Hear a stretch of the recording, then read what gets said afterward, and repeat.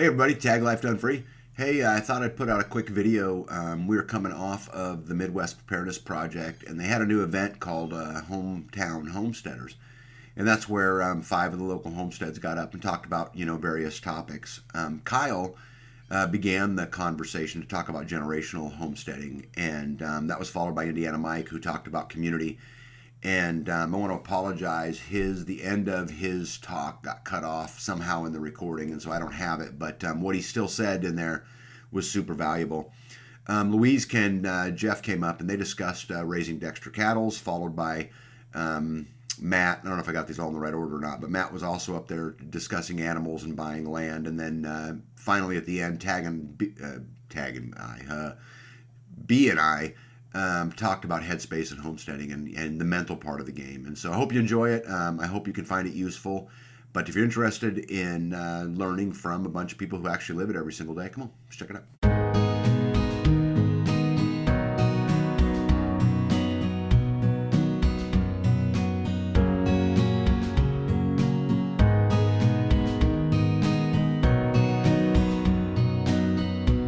So we're going to go ahead and get started with this new event called Hometown Homesteaders, and we're going to kick it off with Kyle from Nowhere Homesteading, so give him a round of applause.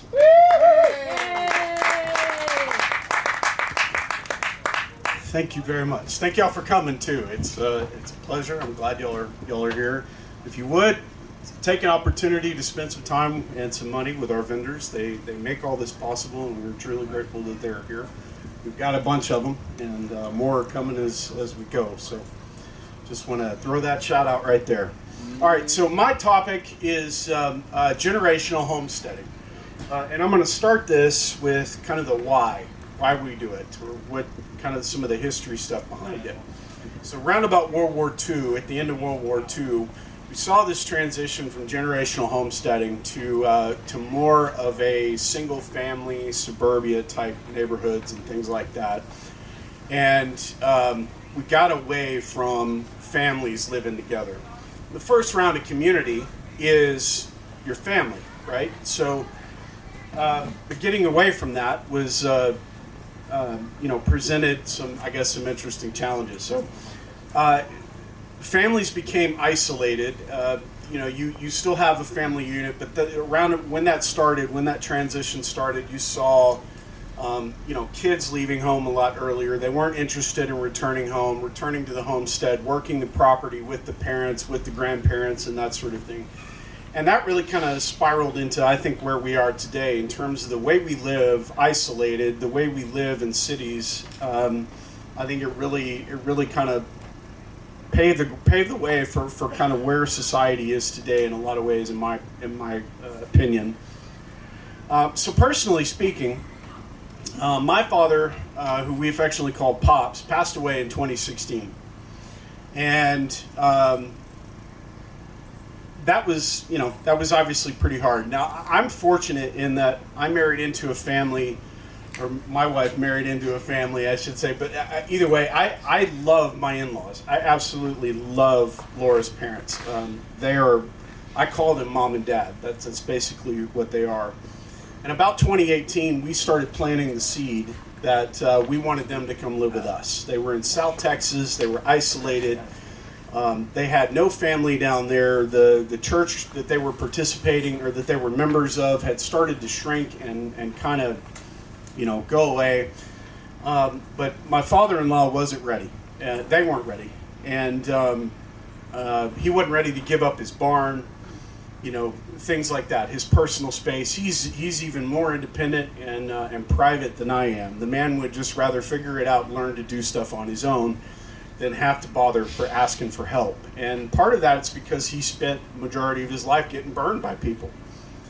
And he just kind of learned to do things on his own. I think all of us are like that. I mean, hell, I think a lot of our journey into prepping starts in that way. Is we've got to be self-sufficient. We've got to provide for ourselves, that sort of thing. So that's, for a lot of us, that's where that journey starts.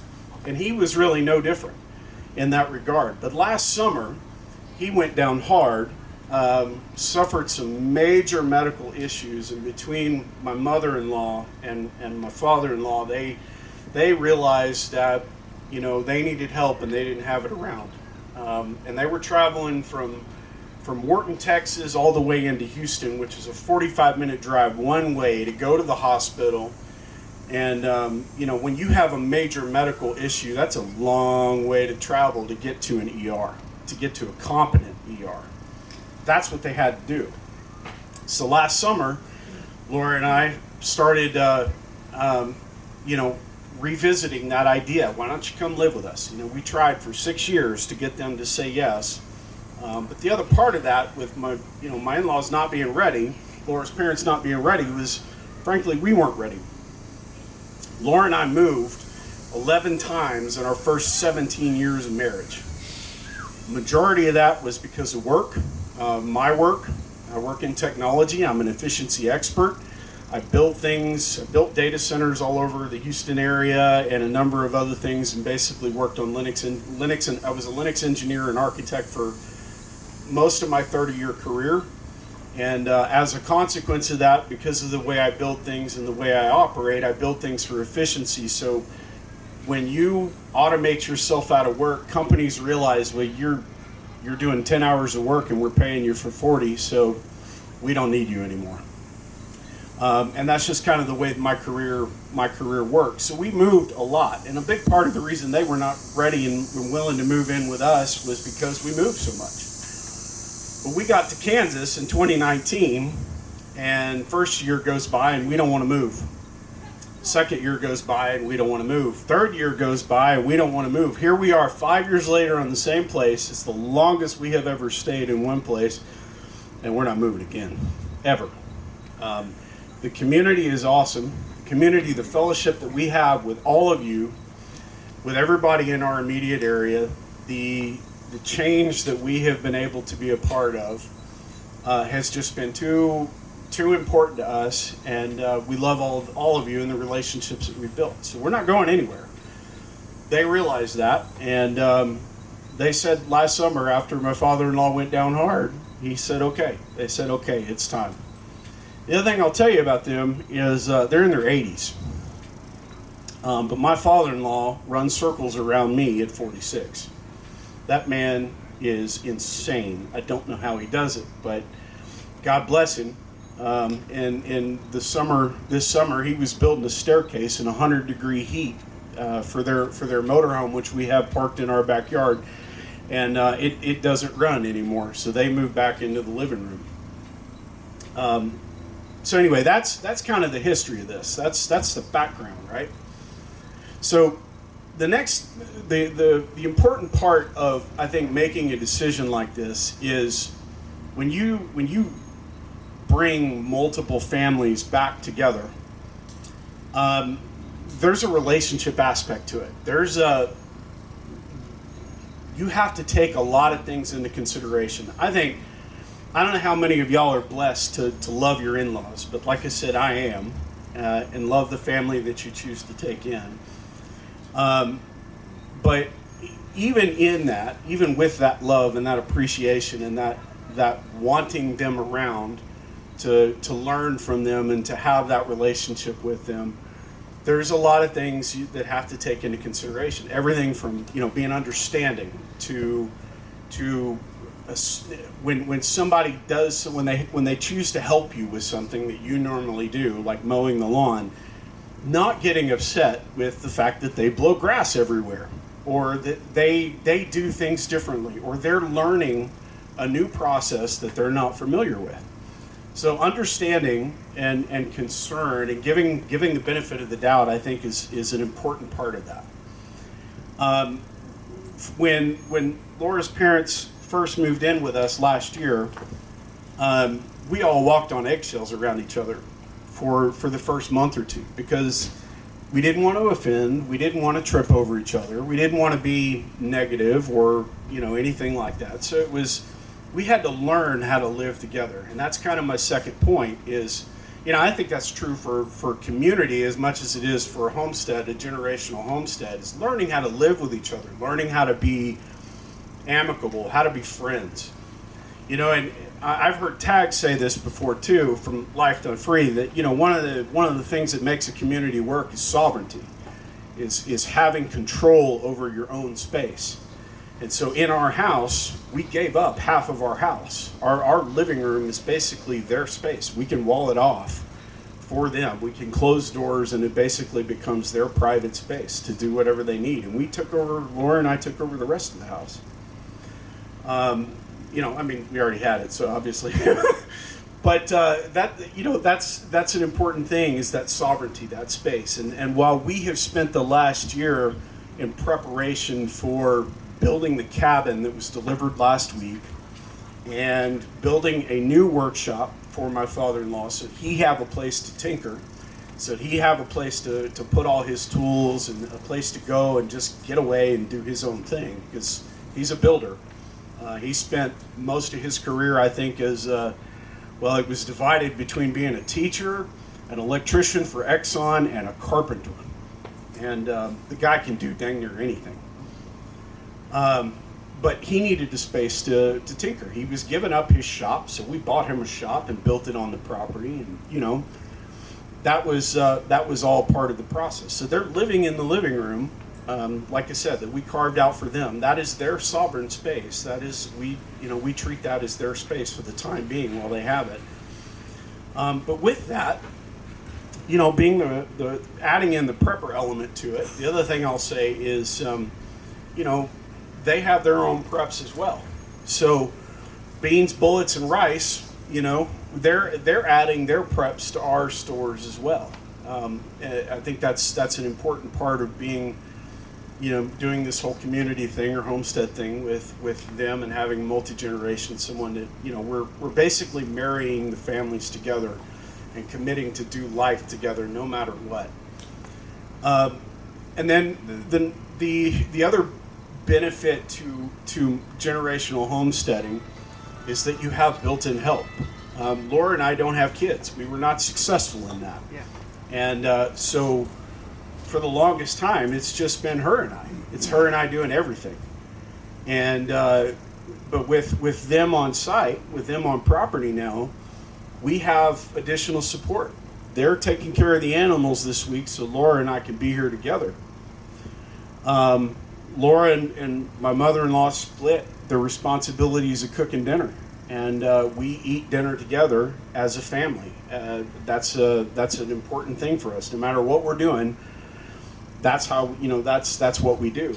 Is we spend time together in the evenings and talk about our day and just enjoy each other and try and strengthen that relationship. And that's the next thing. Is, you know, it's not just a matter of taking what is. It's growing it. It's building a deeper relationship with, you know, with our in-laws. So if you're going to do this, and I know there's a few folks here that are taking on something like this, or that have kind of a generational homestead, is you know, deepen those relationships, because they're going to be your first line when you need support, when you need help. And with our in-laws with my in-laws basically being in their 80s, that help is going to come faster or that need for help is going to come faster than say someone my age in our 40s or 50s, you know. So we understand that we're taking on that responsibility of supporting them when they get to that stage of life, kind of more towards the end of life. My father-in-law acts like he's in his 50s right now, so I don't consider him into life yet. He's probably got another 10 years if he'll let him, if God will let him. But, you know, when we understand that when it gets to that point, we're going to be their primary support. We're going to be their primary caretakers. We're going to handle all of those things. I guess the next one that I kind of skipped over is scheduling. You know, everybody's got a different schedule that they want to keep, and they're no different. So we had to also marry their schedule into ours. Is kind of the other thing that I wanted to touch on. You know, they've got their medical appointments. They've got their things that they want to do. As soon as we get back, they're on their way to Colorado for a week. So it's little things like that. You know, it's the little things that you don't think about, that you just assume that when you take on it's not a burden. When you take on a responsibility like this, when you take on joining multiple families together on the same property. You have to look for those little things. You have to be intentional about looking for those little things that can cause big problems. They start out as small stuff and they can turn into big things pretty quick. So it's looking for those little things that matter and just managing them in the moment. Yeah, I mean that's pretty much it. Anybody got any questions? I knew you would, buddy. What you got, Tag? Yeah, so you talk about generational homesteading and you plan for your in-laws. Yes. So they're going to pass away someday, and so are you. So what's the generational plan after you? Great question. Can you repeat the question? Yes. Okay. So the question Tag asked is, my in-laws are going to pass away someday. We're going to pass away someday. So what's the next step for our property? Because we don't want to give it over just to give it to the government, right? Why would we do that? No. Next step for us, because we don't have kids, is I'm already in talks with my brothers back home in Texas and their kids. And we're looking at turning, we have not done it yet, but we are going to put our property into a trust. And it will be a family trust that both my brothers' families and their kids have access to, as well as others, if it ends up doing that. We're not sure about her sister, so we'll leave that one out of this for now. But yeah, that's the plan. Is we are gonna put it in a trust. We are going to continue the conversation with my brothers and their kids, and look into making it a continuing that generational property. And if in the future we buy or blessed and fortunate enough to buy additional property, we will do the same thing. It will go into a trust and make it generational for the whole family. Great question. Thank you. Anybody else? I had one more real quick. What you got? How much time did you and Yaya spend talking about the infringements upon your own stuff? Like being able to pee off your back deck. Those days become less and less when there's more people around. B and I have talked about bringing in a young family as an intern, live on our farm and work. But I just can't get over the freedom of doing what I want when I want. I'm just curious how much thought you put into that. So to repeat the question, what Tag asked is how much time did Yaya and I put into the infringement upon the freedom and the space that we already have? And I would say we talked about it probably 6 or 7 months privately before we started planting the seed and introducing the idea to her parents 6 years ago. And since then, that desire just grew and grew and grew. So by the time things played out the way they did last summer, it was a no-brainer. It was already, you belong here, we need you here. But it's a great question and a great point, because you do need to put a lot of thought and a lot of energy into what does it mean to really do that, right? Where are the boundaries? How are you going to benefit each other? They didn't want to be a burden. So, it wasn't just us offering space to them. It was also them being willing to do it and them looking for opportunities and ways to participate. So I think that's a big part of the relationship side of it as well, is they need to be intentional about, okay, how are we going to benefit this homestead that we're potentially looking at joining or moving into. You're marrying families. You're committing to taking on, someone that you really have no responsibility for in the grand scheme of things, and making them and their well-being and their future your responsibility. And so they need to be intentional about how they're going to be a benefit and they're going to be supporting of the activities or the things that have to get done on that homestead. Thank you. Anybody else? Yes, sir. How are you, Terry?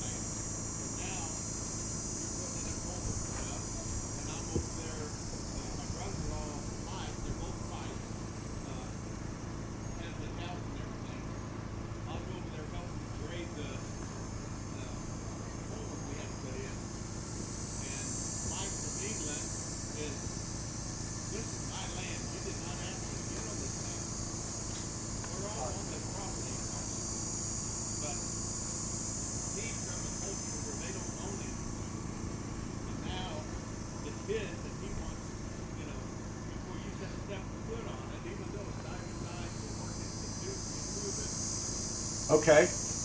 Okay. So yeah. So Terry, you said it was your sister?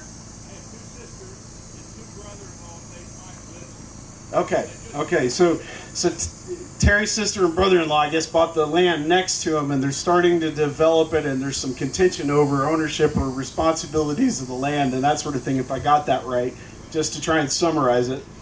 Buddy, I think the best thing I could recommend for you is invite all of them to come out here and have a conversation with Callie, because Callie figured it out, and she's from England too. I guarantee you she probably has some words of wisdom for them. That'd be my recommendation. Anybody else? All right. Well, I'll pass it back to Spags. You have Go to give the a- next. Give away a more knife. Okay. All right. So I guess I'm giving away a Mora knife. This is a Mora Consball, and it is serialized. Let's see. This is what, number 9, right? No, I'm sorry. Eyes are bad. Number 6. So it is number 6. This is number 6. It was produced by, I believe, Harrison Shooter Supply, and it has the Midwest Preparedness logo for this camp out, for this festival. There is only 10 of these produced. This is number 6 of those 10. So I'd get to figure out who to give it to. Okay. Let's see who we're going to give it to. I'm going to give it to Barb. All right. You're very welcome. Thank you for coming. Okay. All right, and also on these knives, it was tagged from Life Done Free that purchased these knives as a sponsorship, and he's given the 5 knives to the speakers today to give out into the crowd. So maybe come up with some good questions and you'll win the next one. So the next speaker that we have is Indiana Mike. He is very involved in the local community here, and he is going to talk to you about that very topic. So give it up to Indiana Mike, please. Ahoy. You only get 3 minutes. I'll tell you what you can do in your 3 minutes. Pour concrete. So my topic is on the community advantage. Show of hands if you feel like it. The camera's not facing you, so nobody's going to know. How many of y'all are currently part of what you would consider a community? Okay. How many of you all are searching for said community? All right, a few hands. So this message is primarily going to be for y'all, and then for also people that have their community, how to reflect on your experience and maybe make that a little bit better. I'd like to start out kind of on our journey, talking about specifically where our community, where we started to figure out the community advantage. So we came from our background, and we settled in Indiana.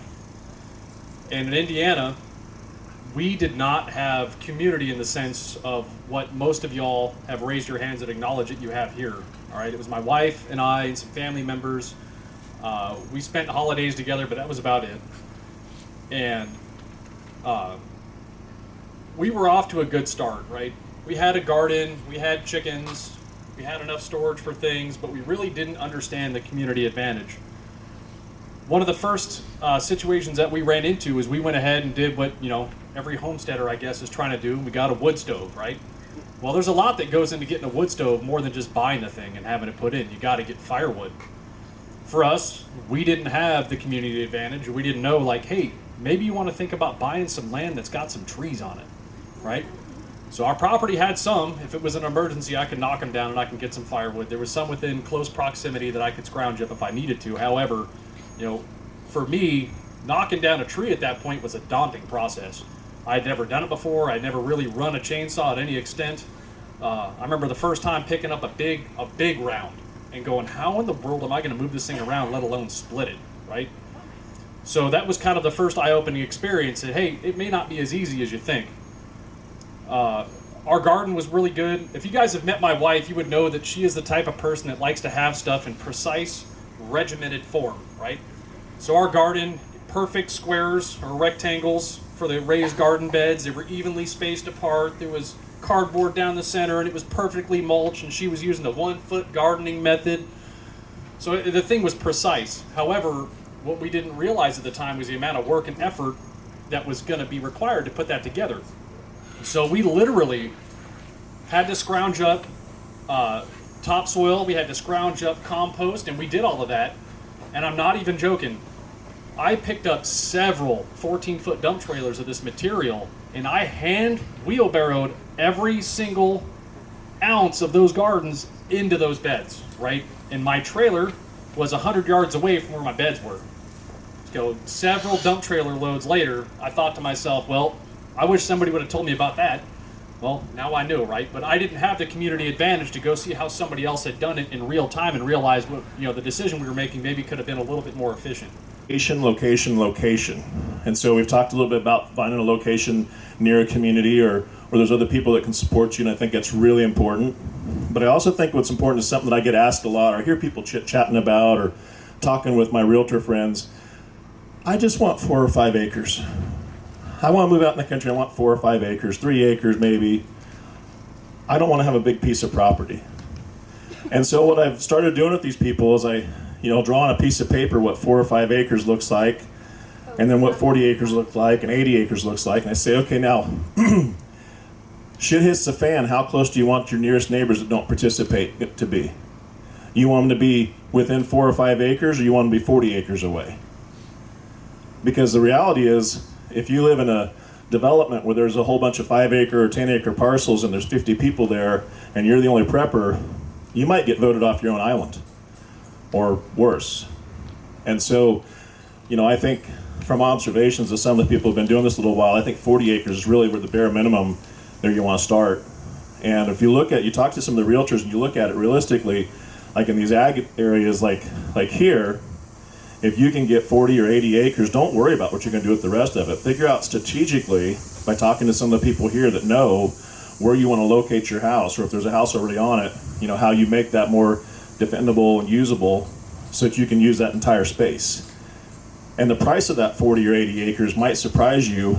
Generally, in these more rural areas, I'm not talking about Douglas County per se, but further out, it's going to be the same as it would be for the 5 or 10 acres where there's a little development of houses. And that's because there's a whole bunch of people who want 5 acres, and there's less people who want 40 acres. But we're the 40 and 80 acres people, or more if you can afford it and get it. Again, don't worry about what you're going to do with the rest of it. Figure out how you're going to make that usable. And so if you're going to homestead with livestock, after shit hits the fan, how are you going to feed all these animals? How are you going to water them? And that's why you're going to need more space. You need to think about your ruminants and where you're going to graze them at. If you've got dogs and other carnivores, how are you going to feed them? Where's that going to come from? You're not going to hunt on 5 acres. And if there's 50 people living around you, they're all thinking they're going to hunt too. So I want you to consider some of those things when you're looking at that property. If you don't have that, and the surrounding acreage around you, if you get real lucky and you got 5 acres and around you's 500 acres of corn or trees or something like that, well then maybe that works to your benefit as long as that doesn't get developed. Because if that guy's gone and he's not farming anymore, or he died in his house, then you might have that land to deal with and use and work with. So let's talk about water. Where would you get your water sources if you're already getting your water from the county or the city or the watershed, the water department? Do you have a well? If you have a well, does it rely on electricity? And then if it's an electric well and the electricity fails, I don't care, you got solar, you got wind, you got batteries. 10 years down the road, that's probably toast. I mean, it's just a grim reality, right? You could have all the extra parts in the world, and there's going to be this one Achilles heel. Am I right, Hancock? There'll be this one thing that, I need a flux capacitor lever H style, and I don't have one, and there ain't one around. Murphy's Law is real. Right, Murphy's Law is real, and it'll be in full effect, and it will kill you at that time.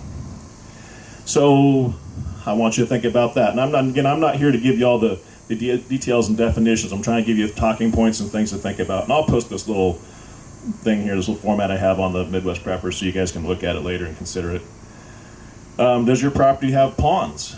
Maybe you can build some ponds on it. Again, if you only got 5 acres, it gets hard to build a 3-acre pond if you're going to have a house there too. If you got 40 acres, maybe you can build more than one pond. You know, if you got 160 acres, you could really build several ponds. There'll be definitely, you know, unless you're someplace really, really flat, there'll be other places you can build ponds. Maybe there's streams and rivers that you can develop and use. Those also come with their own problems of fencing and such, but again, those are water sources and supplies that might be available a long time. The post that I'll make in the Preppers page has a link to K-State Bookstore where there's a free PDF you can download that's really useful about waters and water systems. Super, super cool, and it would totally fit this crowd. So talking about feed for the animals. Does anybody here grow or otherwise completely process all the feed for their livestock right now? It's hard to do. Sir? Right. Okay, so he's talking about hay, which is good. There's the hay fields, are they someplace where you could convert those to grazing if you don't have diesel anymore? Something to think about, right? Okay, okay. I'm not 100% off the grid, so to speak, on raising my livestock yet, but it's a goal that I have, and we work at it every year. You know, we've got 240 acres, 270 acres roughly to work with there, and it requires a lot of cross fencing and a lot of special planting of grasses and indigenous forbs and management and moving the animals around and making sure they can get access to feed and to water. There's a whole plan that goes with that. Hey man, it takes 3 years to get a lot of your indigenous grasses started if they're not already there, because you got to plant them, you got to let them grow, you got to manage it a little bit, but you can't let the animals out there and graze it to the dirt or it'll die. You know, blue stem and Indian grass and stuff like that's great in droughts, but it's got to develop its roots the first few years. It doesn't get those 12 to 15 foot roots, you know, day one. Let's see, we talked about dogs earlier. What are you going to feed your dogs? Anybody got any plans there? So we all have dogs, right? So you can't get dog food at the store anymore. You're going to feed them your sheep and goats that you need to eat. I mean, you can feed them some of the offal, but I mean, okay, that day or that week's gone. You know, there's a lot of talk about raising rabbits. Rabbits is a good thing, because rabbits can eat grass, they can eat that hay. They can eat a lot of things that you could grow, that you have around you, but you have to develop that program now.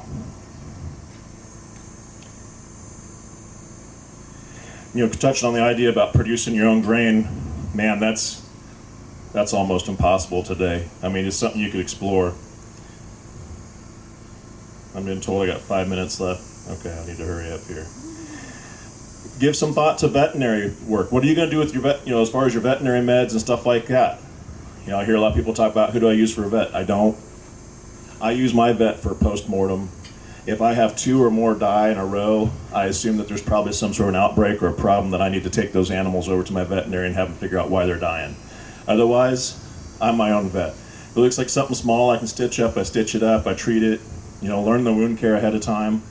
Otherwise, I use a real sharp knife or a gun and put them down, and then they become dog food or my food. It's the grim reality, guys. And the better you get at culling out the weak animals today, the better chance you have of surviving in the future. Same with your livestock. Eat the failures. Feed them to the dogs. Shelter. In a time of, you know, post shit hits the fan, you know, shelter may not be what you think it is today. Again, a lot of people want to, you know, live in this world where we got a barn and we got a corral and we got this and that and whatever. But if you're having to shepherd these animals out in the field to graze during the day, you know, the shelter may not be what it is today for you. You need to make some plans for that. It may not be advantageous to you in a post-shit-at-the-fan scenario to shelter them next to your house, because people can hear them a mile or 2 away. You might want to make sure you got something back in the woods where you can hide them in if you have to, or hide some of them in. Again, these are considerations. And if you're out there grazing in these open fields, having a corral at night to bring them all back in, go out during the day, let them graze, you know, shepherd them. Practice with that, though. Sheep and cows, goats, all of them, you can shepherd them out in the field, and they can be trained to do most of their eating in an hour or 2 and do their day's drinking during that time, too. And you run them back in the shade, and they'll be fine till the next day. They still do it that way in France and Spain and Italy today. And there's some really great videos on that, by the way. Okay, defense.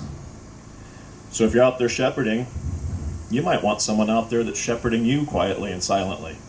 Because if it's push hit the fan and you got a flock of goats or sheep out there making noise, and there's hungry people coming down the road, like, hey, I hear livestock over there. Yes, let's go over there with our guns, and we shall hunt some of them. Oh, look, there's one guy out there. Well, that's no problem. He's not going to eat much anymore. You might want a couple guys up on the hillside with rifles, and that can start telling those people from 400 yards away, you don't want to come here. I know this is a grim reality, folks. LGDs. Does anybody here have LGDs, livestock guardian dogs? If you're going to have livestock push hits the fan, that's something that I highly recommend. Even if you just have a few acres, you could have one as a barnyard dog. I mean, they work kind of either way. Generally don't work for both. There's some great websites and groups and people that can tell you a lot about LGDs. We have one called Farmers Only LGDs on Facebook. And it's a good idea to have a barnyard dog or a farm dog. Get to be a mixed mongrel, but something that's going to bark when people show up. Maybe bite the hell out of somebody if they come take something. These are all things to consider, but I want folks to really stop and think about, get away from the romance and the anthropomorphization of your livestock and think about how you're going to really keep them alive. How you're really going to do this, because it will be life and death at that point. Does anybody have any questions?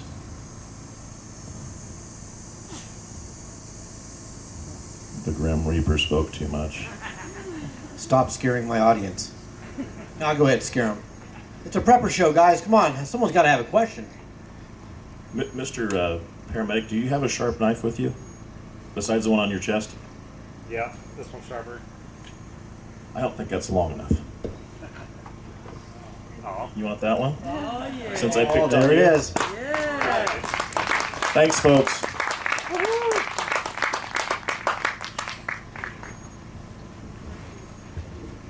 All right, guys, let's move it along to the next presentation. This is going to be Jeff and Louise from His Grace Homestead, and they're going to be talking to you next. Let's get them up here, give them a warm round of applause. Tell them thank you for melting on this lovely fall day. It's probably not fall yet. All right, here you guys go. Hello, everybody. Welcome. I thought it was ironic that we're going after pitch because we're talking about the poor man's cow. Does anybody know what that is? The poor man's cow. No, it actually is a cow. But they eat like a goat. They eat like a goat. They survive on land like a goat. They originated in Ireland, and they're called the Irish Dexter. They're smaller in stature. They are great. They thrive in poor land, poor pasture. We came from Tennessee. We had Nigerian dwarf goats on 10 acres, and we learned pretty quick that they could not manage the land. So rather than building another barn, we decided let's look at a larger animal for our homestead. And I had a friend that had some Dexters, and we went over. She said, I'll make you a great deal. That's your first clue. Don't let them make you a great deal. Walk away. Be careful. Be careful.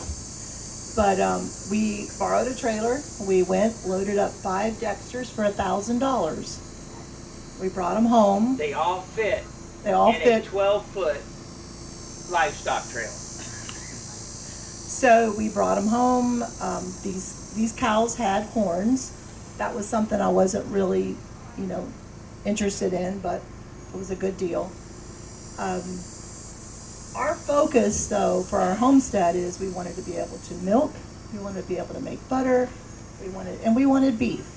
So I would tell anybody, if you just want strictly beef, you go out there and get you a cheap Dexter. But if you want to milk, you better make sure that you get one that won't kick the fire out of you, that won't. What we learned, can you hear me? Oh. Okay, sorry. What we learned was all Dexters are not created equal. And it's because we didn't know what their bloodline was. we don't even know that they were pure Dexters. We had no idea. We had no way of knowing that. So we sold those and decided to go with a registered Irish Dexter. We checked out 2 farms. What they did was they showed their Dexters when they were young, so they'd already went through all the handling and training, halter training process. So when we got them, it was easy peasy. My first Dexter, I bought her from our regional director in Tennessee. We brought her home. She had only been shown. That was it. That's the only thing they did with her. She was pregnant. After she had her calf, within 6 months, I took her to the milk stanchion.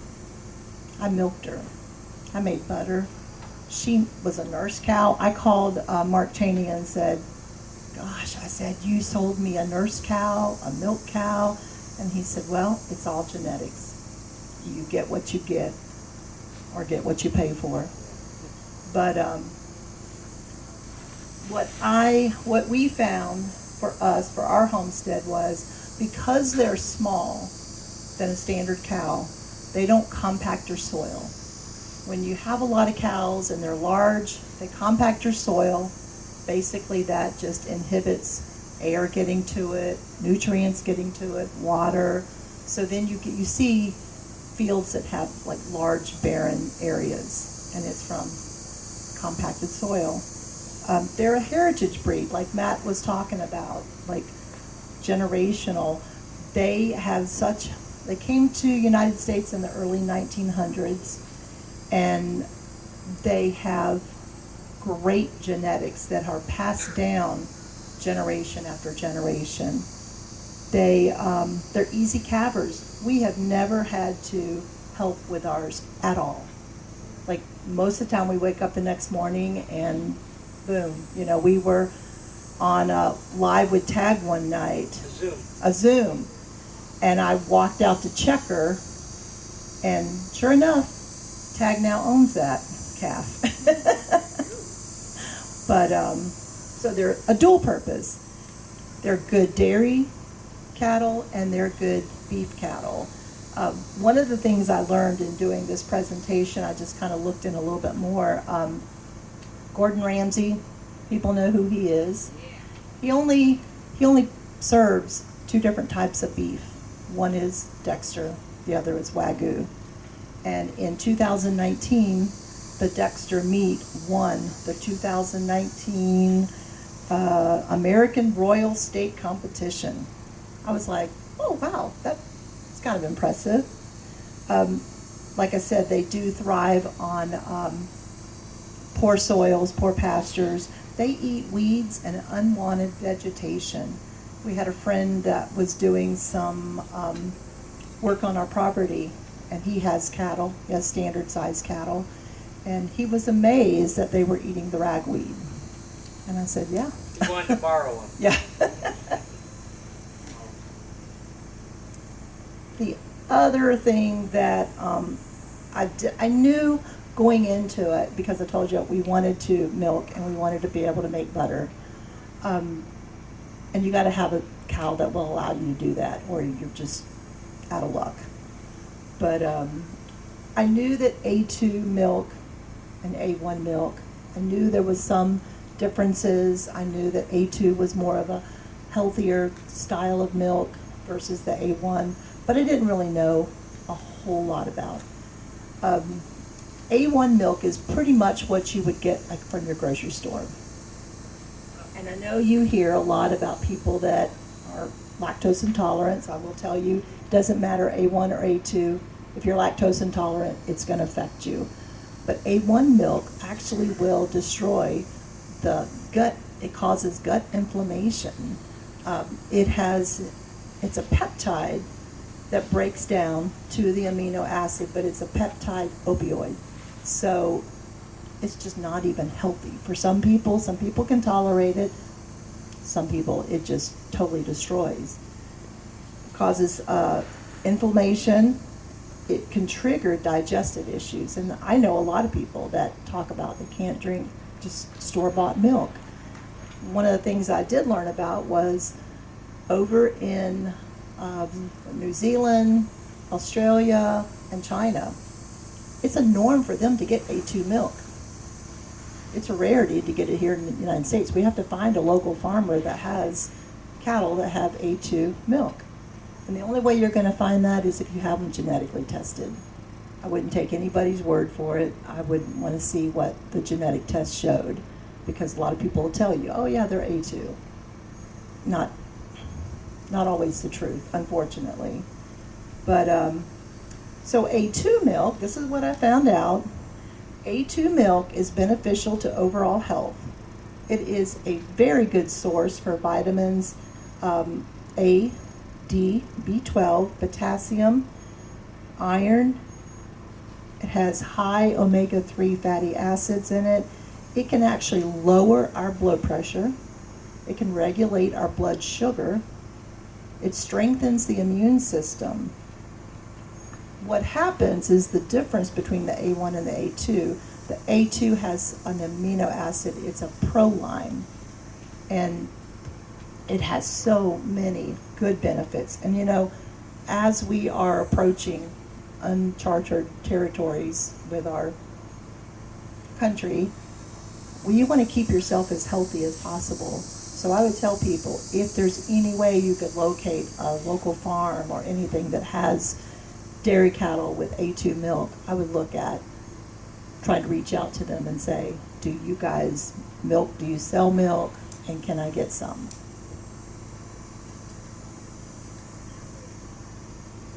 The other thing with the Proline is it has primary components of collagen. Collagen, you guys were talking about tissue repair, wounds, and stuff like that. I mean, that's another important. We want to be able to keep our skin, our tissue is in optimal working order. So being high levels of collagen will help with that. Again, Dexter's was our go-to cow. We love them. We had a friend, Scott, come last weekend. I think he was kind of impressed with him. My big 1,200-pound Dexter bull. He's just a big baby. He loves to be loved on. This summer I had to take him to the vet. You know, I do take him to the vet. Sorry, Matt. But he had a little irritant in his eye. And the vet was like, oh my gosh. I said, well, he's never been in a cattle chute. He's been in a head gate, but not a cattle chute. And I said, what do you want me to do? Because I didn't know if I was allowed to walk through.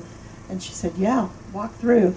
He followed me right through the cattle chute. And, you know, she took care of him, and I loaded him back up, walked him in the trailer, and we went home. So to me, I would recommend strongly, people, for your homestead, look at a cow that you can, no matter what the breed is, but look at one that you can truly handle, and you can do what you want to with it. That's going to bring you health. And anybody have questions? Oh, a couple. Yeah, well, I got a few.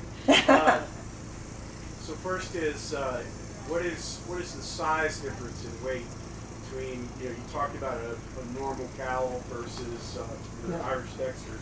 What is the size difference? The normal size of a standard cow can go up to 60 inches, and a normal size, and this is at the hip measurements, is going to be between 34 and 50 inches.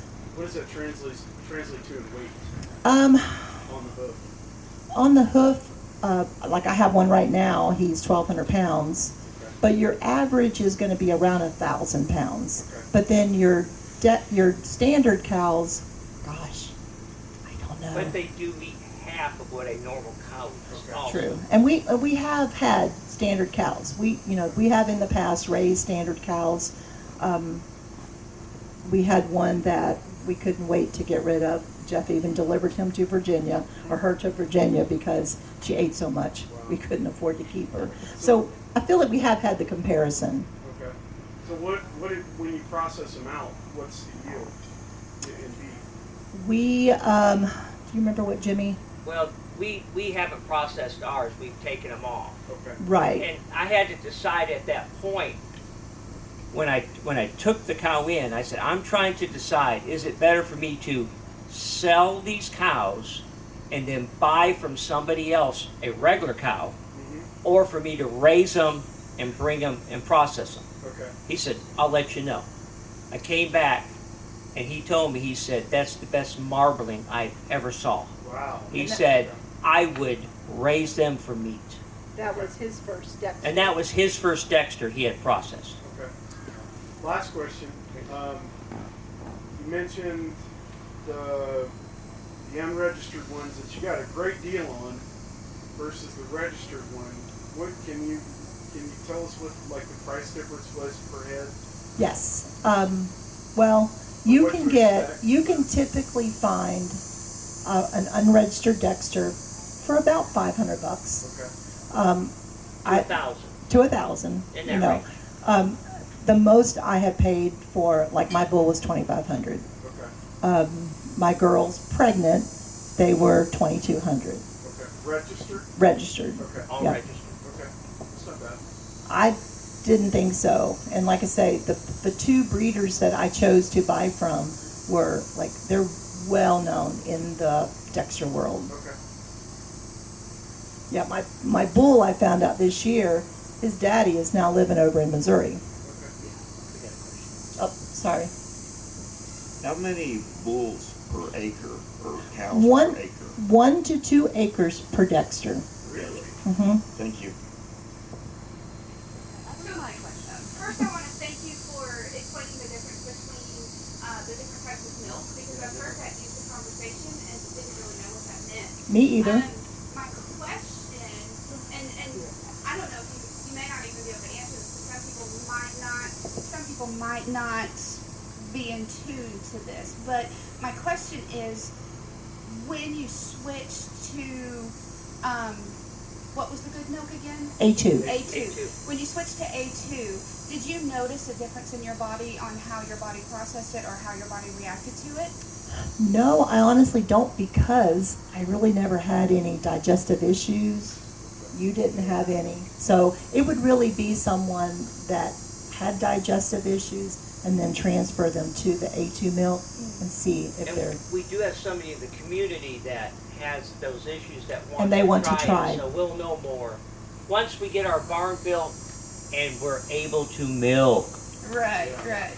No, sorry, we are still in the building Soon, we phase. got this. Soon. Yep. We're in the concrete phase right now. Tag's favorite. Anybody else have any questions? All right, Tag has one. Oh boy. You We spoke had a too question soon. over here first, though. Here we go. No. Go ahead, Tag. Go ahead. I'm teasing. So you said that the most expensive one you ever bought was $2,500, and yet I want everyone to know for the record, she talked my wife into spending more than that on one. Yeah, but you got a good deal on one too. I did save you $500 though. I talked her down to $3,000. She won $3,500. Yeah, just because it says it's a sale, it's not a sale for all you ladies out there. Just so we're clear. Well, and when B and I went looking at her, she actually came from Tennessee, the same farm, Freedom Farms. Blah, blah, blah, blah. Very good bloodline. Good bloodline. My question. But now, Tag, seriously, you've had them for a bit. How do you feel about them? The biggest difference, we have an Angus and then we have a bunch of Dexters, and the Dexters are just so much more mild. They're also a little bit smaller, so one of her concerns was being able to manhandle them. Right. Because they're such big animals. And so I think that the size is a great benefit, and I also think that just the temperament, for us, it fits our homestead really well. But also, with your mild Dexters, they have a different bloodline than the ones like that we had. The first ones. Well, some of them do. Some of them came from you. Yes. Okay. I'm talking the originals that we sold. Yeah. Lou, my question that I have for you is, you guys came here from Tennessee with a functioning homestead, and I just thought Mike had alluded to this earlier. Maybe talk a little bit about what drew you guys out here and why you were willing to give up, at your age, no offense, but why you were willing to give up. Jeff is really old, if you guys haven't noticed. Why were you willing? It's hard to do this at 29, man. Why were you willing? We lived, we lived in probably the most beautiful part of Tennessee. We lived up in Carter County, Roan Mountain, Tennessee, way up high on a knob. We off-grid, water, electric, We had a barn. All my cows are barn kept, stall kept, because we have red wolves, we have bear, you name it, we had it. Yes, eastern cougars. We have a Kangal and a Anatolian as our livestock guardian dogs. But we were debt free. I mean, we had it made. Listen, one And thing. community. We missed, and I will say, the first year I was here, we went through a lot of traumatic, 15 trips, 1,000 miles to move our whole farm here. Because of TAG and our community, that's what attracted us here. Be from Life Done Free.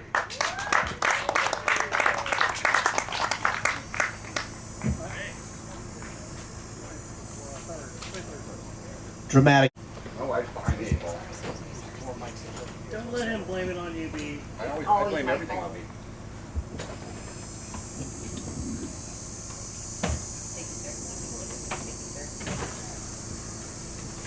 Ready, Punk? Just scoot away from me. Hey, I thought I'd give my knife away first. Okay? Because I just got to buck the system. There's been a young man sitting over there that has been watching all of these presentations, patient, and just watching it. And if his parents will allow him to have it, I'd like to give him the knife. Yes. Matthew?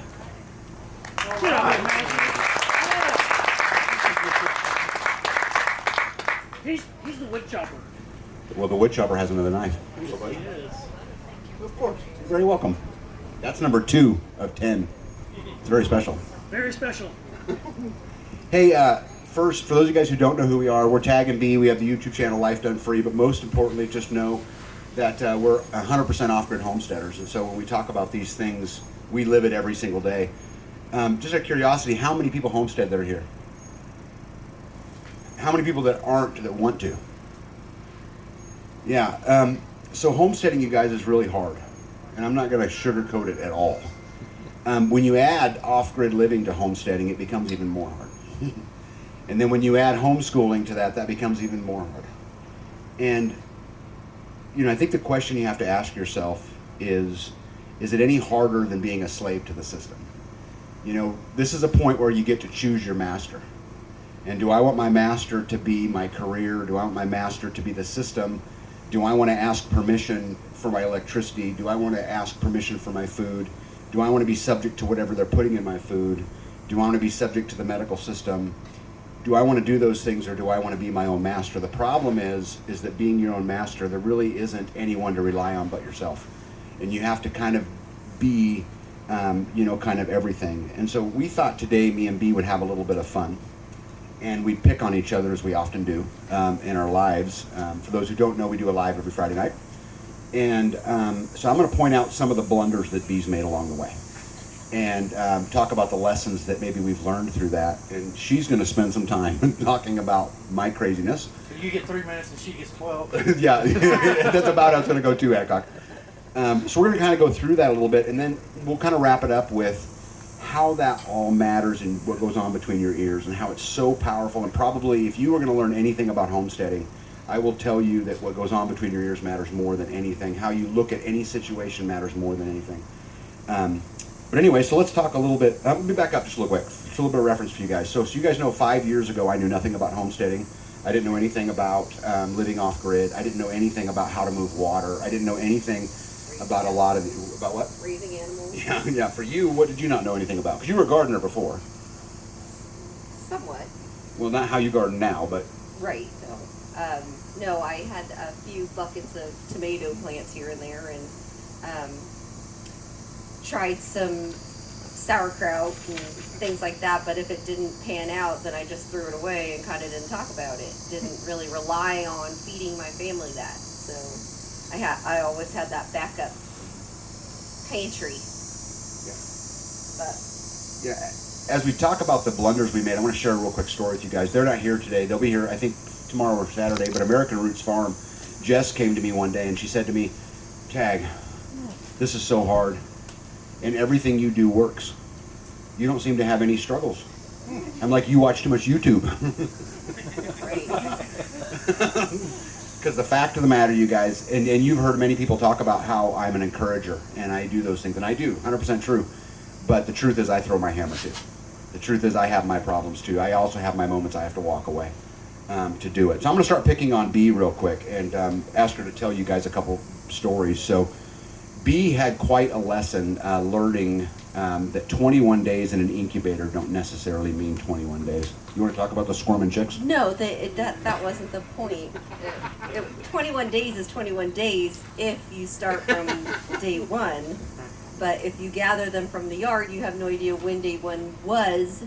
So if you guesstimate it and you play that out, and there's still some that are not yet here, and you think that that's the end of the story, and you go to dispose of said non-productive items, they're not necessarily all duds. And so when you throw them on the concrete for the dogs to eat, and the little chicks are moving around like this as they're eating alive, that taught you what lesson? That once was bad, twice is worse, third time is... You kind of get used to it, I guess. What's that? Oh, I don't do that because them. I don't want them to learn to think that that's a normal thing. So, but the dogs, on the other hand, since they're not in the chicken coop on a regular basis, then they get one. It's not that bad, I think. Well, unless you have glass ones, because like you put those aside after you're cleaning the coop and you set those out, and then the dog gets those and they take them into the yard and think that they're real eggs, and then they break them. Yeah, I've learned a lot of lessons. You want to pick on me about something? You got a list. Well, no, I mean, I think the worst thing for you is that water. You know, we deal with water. Water has been our biggest struggle, I think, on the homestead. Either water coming in, you know, rainwater, putting the building in the wrong place, drainage, or not crimping water lines in the walls, and then finishing the walls, and then adding the water to the house, and then the house starts leaking. Well, you would think that you would learn that the first time or the second time. The third time, you know, it's a... Well, no, the example she's giving. He didn't even crimp it, I didn't though. crimp I mean, it. they were full on, like, ready to be used. Well, in my defense, even though there isn't much one, but in my defense, so we built our house in pods because I didn't want to bankroll anything. I wanted to do it out of my pocket. And so the first pod we built was a 20 by 30. It had 2 bedrooms and a kitchen and a bathroom in it because I knew that if the shit hit the fan tomorrow, we could live there. And so that was all fine. And then when I added pod 2, which was our living room, the water line that ran in the wall, I didn't crimp it. And so I get it all ready to go. Everything's exciting. I flip the switch and water starts pouring out my wall, which means I have to tear the wall down. Well, it took us a while to figure that out. I mean, the water had to come through the wall. My memory is you were on my ass instantly. No, it took significant. I mean, the water had to start pouring out the bottom before we were like, "Hey, that's weird. Is that supposed to be like that?" So like 5 minutes. No, it was a while. Yeah, I did do it 3 times before it was all over. But one of them wasn't a crimp. One of them was just a split. Here's another lesson I learned, just so you guys know. When you're building a house and you're building in pods, it'd be better to build from the north to the south than from the south to the north. Oh. Okay, this is a massive lesson because you get the north winds. And so when you're building in a pod and you know you got another pod coming next to it and you've got a water line in that north wall, you typically wouldn't put a water line in a north wall, but you got another pod coming. So you've dumped your water lines in that north wall, and now you get into a winter and it's a freezing winter. Now you're cracking pipes and you're breaking stuff all because you don't have that next pod put up. And that happened to me, which is the last one we dealt with in our master bedroom, which we're trying to get finished now. But you don't realize until you don't realize it thaws, and then there's water, you know, kind of going everywhere. But speaking of screw ups, did you know that my wife can tell you can actually waterboard a chicken? Yeah, that was an accident. You can. No, so I was just trying to give her fluids. Just like, you know, help her with the fluids. and she didn't swallow it, so She died. yeah. This makes me feel really bad about that. Well, I mean, there's things that you have to go through to learn it. Like it sounds super easy to like, oh, just give them fluids, use a little syringe, not the needle, just the thing. Okay, right. So she'll just drink it. She'll just drink it up. Sometimes. Right. Well, I mean, they don't after they've ingested the water, they don't last very long anyway. You don't have to call them. They go all by themselves. So, but again, that's another lesson because you spend so much time getting these animals and trying to keep them alive. What's best for them, and then you don't know what you're doing, so you just try it. And then you're like, no, but that is the way to go. You need fluids. And so you're like, okay, well, I'll just try it again on the next one. And then you're like, okay, well, by the time, like, I've come to the point where I'm like, okay, you're going to make it or you're just not. And I can't really intervene because I can't spend that time to do so when I have so much other things to be doing. And I'm just going to, like, do the same thing that I've done the last 16 times that didn't freaking work. So... It is a management issue, and actually all of homesteading is a management issue. I want to quote Matt up here real quick because I think this is really important here. When I first met Matt would talk about, I'm exaggerating a little bit, but he would talk about how putting an animal down because it got a sliver. And, I used to think a lot about how brutal that was. Like, that was brutality, and that we weren't going to raise our animals like that. It was weak. Because Matt's point was it was weak. But you know what I've learned over the years of doing that is he was actually right, and really... letting that animal die is probably the most compassionate thing you can do, because you can't.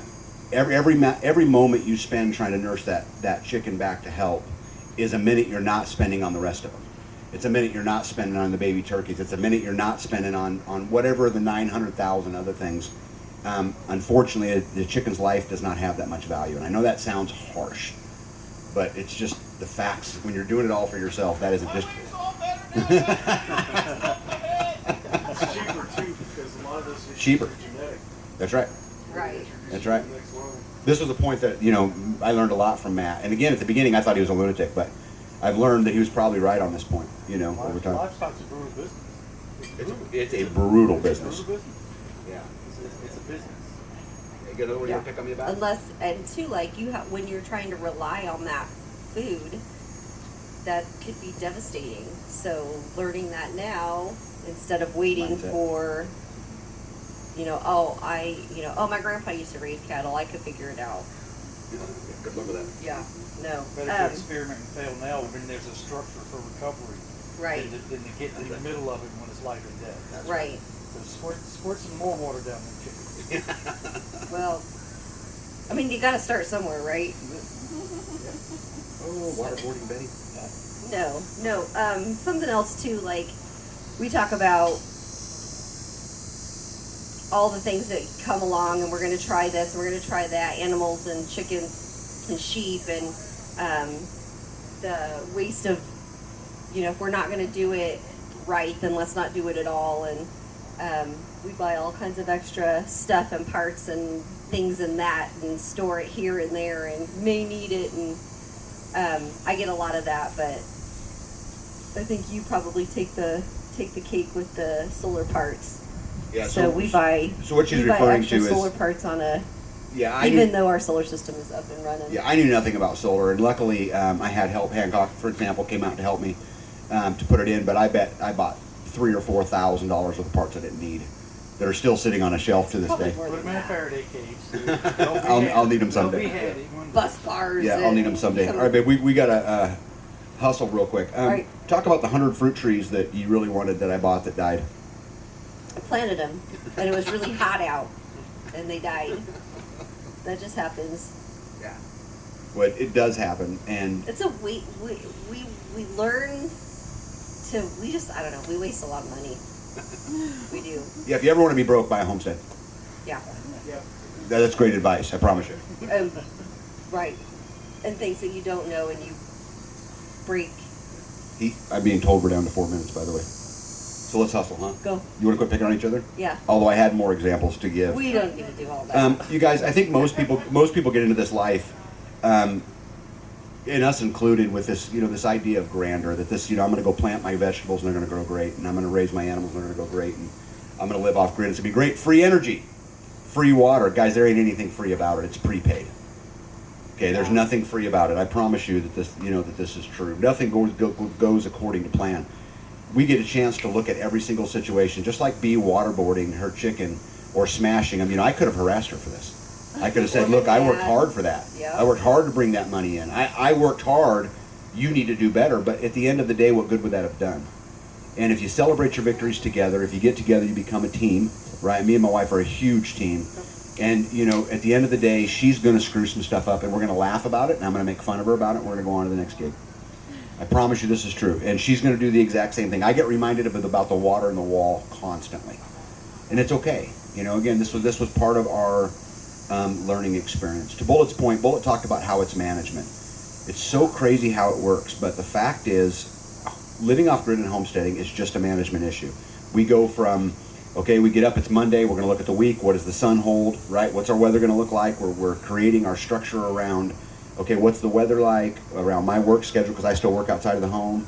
And it's just about managing it in these individual incremental pieces. And if you do that, you'll be just fine. There's no difference between living off-grid and living on-grid other than it's a management issue. There's days, talk real briefly, because you don't have very much time. Talk real briefly about red, yellow, and green days. On our solar system, we have a little smart panel where we can decide how much energy is coming in at any given minute. So we look ahead at the schedule, or at the weather, and on full days that we have sun, I can do basically anything I want. But if there's a partly cloudy or a mostly cloudy, then those would be more of a yellow day where we're not ironing or doing laundry, but we could, watch TV or run on electricity, lights. Freezers are always on, refrigerators always on, but we kind of minimize the other things that we do.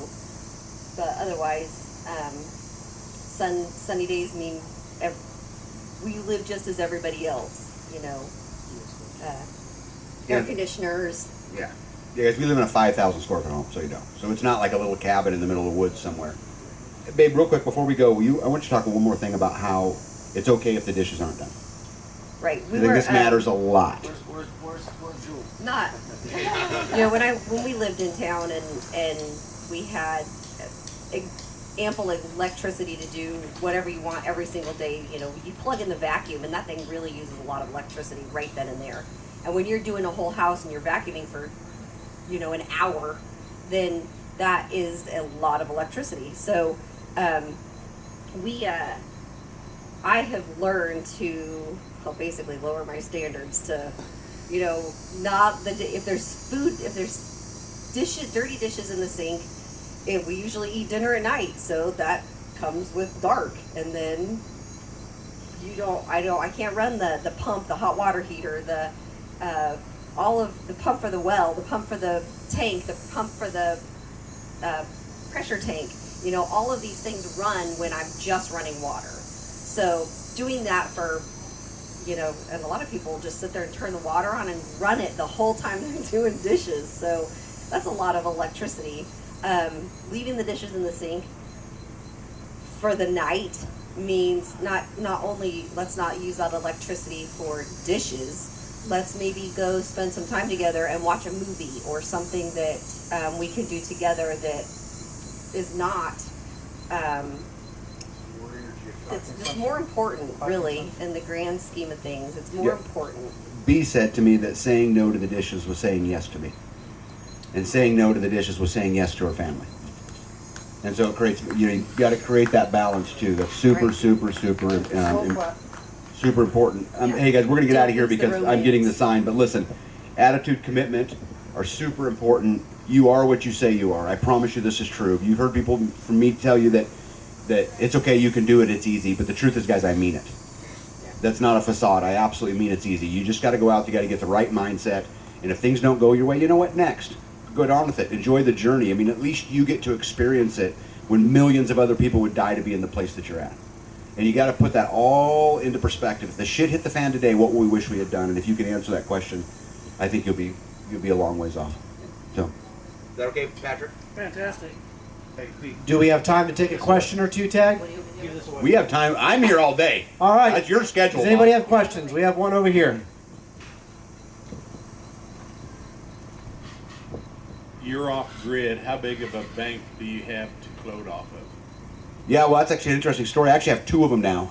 So the one that runs my house, from a battery perspective, is a 38 kilowatt hour system. From a battery perspective. From an inverter perspective, it's 21,000 watts. So I have three 7,000 watt inverters, and it runs. In my house, we can pretty much run everything anybody else can 99% of the time. The problem is when we get into days like this last winter, we had a 9-day stretch with no sun. So I got about 66 hours worth of power. So what happens is we know we're going into those. We shut everything down. We're just using the bare minimum. We're in the middle of building a community building out on our land right now, and we bought a 54 kilowatt hour system for it. So it'll actually be bigger than my house, but I'm going to trench the two together, so I end up with about 96 kilowatt hours, which will take me from 66 hours to 150 or 160 hours of power. I mean, taking from 66 to 160 hours of power once I get those two stuck together, which we're new level, new devil, baby, right? I mean, that's like leveling up in a big way. But I hope that answers your question. Yes, yeah.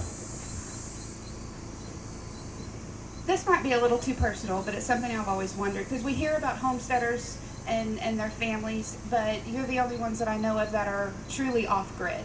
And we hear about how you handle things as a couple. I'm curious how things are from your daughter's perspective, especially when you have your yellow days and your red days. How does she handle those days? Great question. Go ahead, Louis. Hear what you got. Okay, so it's funny. When I was growing up, we were poor and I didn't know it. And so I think through Ayla's eyes, she sees everything as a big grand adventure. The good news is if we can keep, an iPad charging, and which we can do 100% of the time, right? If that's all we did, we would last years, right? I mean, so, I think she'd be all right there. But there's been times where all the lights are off. We're not using them. We're using the lanterns. And we try really hard in our relationship with our daughter to make that an adventure and kind of make that fun, for her. Yeah, that's What what do you I was think? gonna say. If you could get fun, just like You've been doing it all the her life. water. She really don't know any difference. Some of her earliest memories of the Midwest Preparedness Project. She came to her first Midwest Preparedness Project at 6 weeks of age, and has not missed one. 9. So she really don't know life without all you hooligans. Poor girl. I know, right? She's gonna grow up to rule all of us. I know. Are there any other questions from the audience?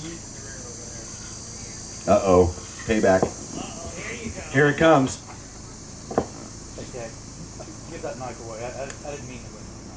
Okay. I have number one. Is that young lady over there? The daughter. Yes, that's what I want to give to. Okay. I love kids. So, Tag, you talked about y'all's trials and what. If you went back and had a complete do-over, what would you do differently, if anything? Yeah, there's a lot there. I mean, there's, I froze 3 water pumps before I figured out how to drain them properly. And there's a lot of those little things, but here's the thing, without that experience, without going through that, I wouldn't know how to drain it properly. The other thing is, too, if I was going to give couples any advice at all out there, this is something I would have adopted sooner. I wish I'd have done it sooner. We do it now. I can't be in charge of everything. There's simply not enough bandwidth in my life to do it. My wife cannot be in charge of everything. And so we have managed to break apart all of the tasks on the homestead. There are jobs that Bee's in charge of, and to which at those cases I help her. I'm the laborer, but I just do what I'm told. There are times where I'm in charge. And on those days, she's the laborer. She just does what she's told. This has allowed us many things. One, we get along great through the process. But I think there's another side to it too, which is it allows her to express her artistic side. It allows her to express her wants in her place. I don't get involved in it. And it allows me to too. Because I think what happens to a lot of people is you get these two different views of this is what homesteading is and this is what homesteading is. But the fact of the matter is I couldn't do any of it without my wife. There's no way. And so being able to, I don't want to say allow, that's such a horrible word, but putting Bea in a position to thrive in what she's great at and then her not henpecking me to go do what I'm great at, I think is a magic, recipe for success. Anybody else? All right. Hey, Bobby, I guess I have another knife to give away, and I wanted to give it to the young lady that was sitting up there too, if she was around. I do. Yeah, that one right there. Give her a round of applause. Woo! Positive reinforcement for the new generation. Hey, one last thing before we go. I just wanted to tell all you guys that came up here and spoke today, I can't tell you how proud I am to watch this community grow and watch the leaders grow. It is just so, man, it's just badass. All right, Bobby, you ready? Hey, Ted. I am. Ted, Yeah. real quick. Hey, Katie. Tell them what you told me earlier today. You're not helping out and doing any chores because why? You're not helping out and doing any chores like Matthew is because why? Because I'm participating in them. I thought you said you were on vacation. You go, girl. My wife's on a perpetual vacation. Oh,